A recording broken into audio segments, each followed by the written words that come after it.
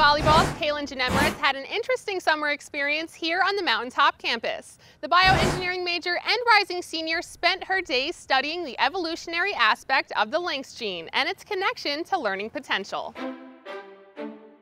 Right now, we're studying this gene that we found in mice that controls learning potential, and we're trying to find this gene in chickadees. When you're younger, there's this period of plasticity where your brain can pretty much soak up anything, and you can learn different languages, and you can just learn very quickly, and then the period of plasticity stops. So this gene that we found in mice actually stops this period of plasticity, and when we're able to genetically engineer these mice to not have this gene, the period of plasticity goes for a prolonged period of time, so then they're able to actually be smarter and learn more throughout their lifetime. A bioengineering major, this is Kaylynn's first experience in a neuroscience lab and her first encounter learning about the Lynx gene. We're studying the evolutionary aspect behind this gene because there's two types of chickadees that we're working on right now. There's the Alaskan chickadee and then the Kansas chickadee. The Alaskan chickadee lives in an environment that's very harsh and they're not able to get a lot of food all the time. So when they do get food, they have to cache that food, meaning that they have to store it somewhere and then they have to remember where they store it.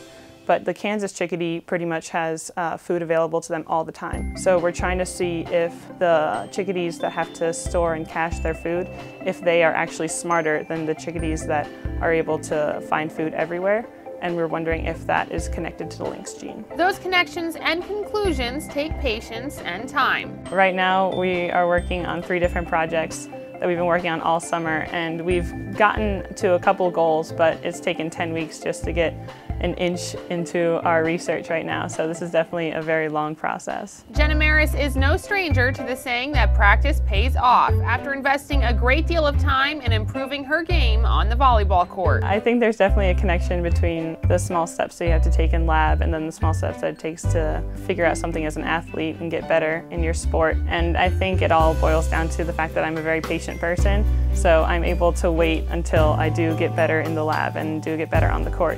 So I think that's helped me both on the field and off the field. And just like in sports, those long-awaited wins in the lab can be that much more gratifying. We sequenced part of the gene that we're trying to find in chickadees, or the Lynx gene that we're looking for, and we sequenced a pretty big part of it, which we were really excited about, and we started jumping around the lab out of excitement. But those happen once every 3 weeks, so it's a long process, so little findings every once in a while that we get excited about. Kaylynn looks forward to her senior season on the volleyball court and hopes to later earn a PhD in biomedical engineering. Ultimately, she wants to head a biomechanics lab. For the Patriot Network, I'm Melanie Plowski.